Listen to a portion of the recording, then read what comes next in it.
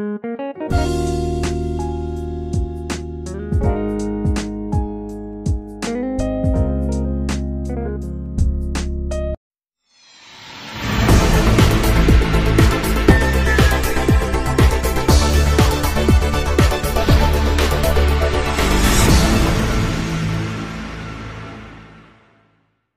reprise du trafic entre l'Algérie et la France dépend aussi du feu vert de la France et de l'Union européenne qui ont placé notre pays sur la liste des États dont les ressortissants ne peuvent pas se rendre en Europe pour des raisons sanitaires liées au coronavirus.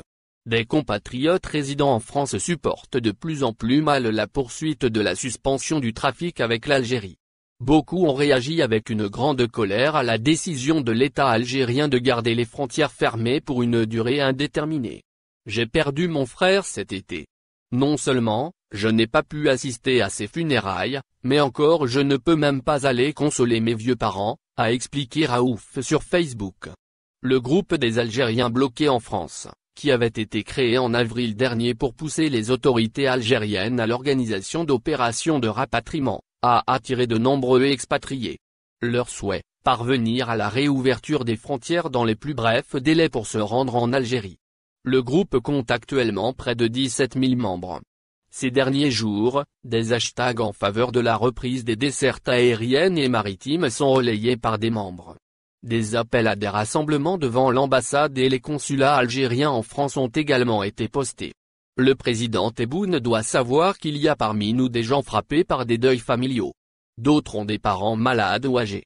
Certains sont l'unique source de revenus pour leurs proches laissés en Algérie. Nous ne pouvons pas rester séparés des nôtres aussi longtemps, plaide Farid, un des initiateurs de la manifestation. Joint par téléphone, il s'insurge contre ce qu'il considère comme un traitement discriminatoire réservé aux binationaux. Pourquoi sommes-nous considérés comme des citoyens de seconde zone? Nous possédons des passeports algériens et cela devrait suffire pour nous donner le droit d'entrer sur le territoire national, s'indigne notre interlocuteur. Outre le rassemblement annoncé, une pétition en faveur de l'ouverture des frontières vient d'être lancée. Selon Farid, l'argument sanitaire avancé par le comité scientifique ne tient plus la route. Penser que l'épidémie pourrait s'aggraver à cause de cas importés est complètement ridicule, fait-il savoir, préconisant pour plus de sécurité que les voyageurs passent des tests de dépistage avant de prendre l'avion ou le bateau. Parmi nos émigrés, beaucoup n'ont pas attendu l'ouverture des frontières pour acheter des billets. La compagnie Air Algérie, qui a rouvert les réservations depuis juin dernier, poursuit la vente des titres de voyage.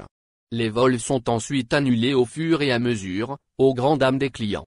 Sur le groupe des Algériens bloqués en France, certains participants exhortent d'autres membres à ne pas effectuer de réservation, tant que les frontières restent fermées.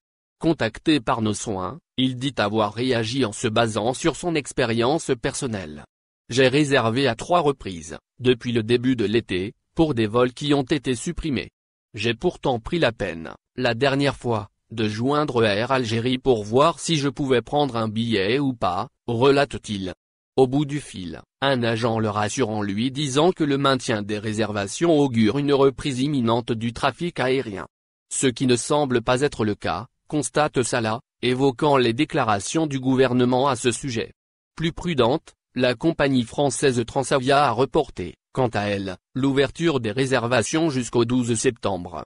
Il faut savoir, enfin, que la reprise du trafic entre l'Algérie et la France dépend aussi du feu vert de la France et de l'Union européenne qui ont placé notre pays sur la liste des États dont les ressortissants ne peuvent pas se rendre en Europe pour des raisons sanitaires liées au coronavirus.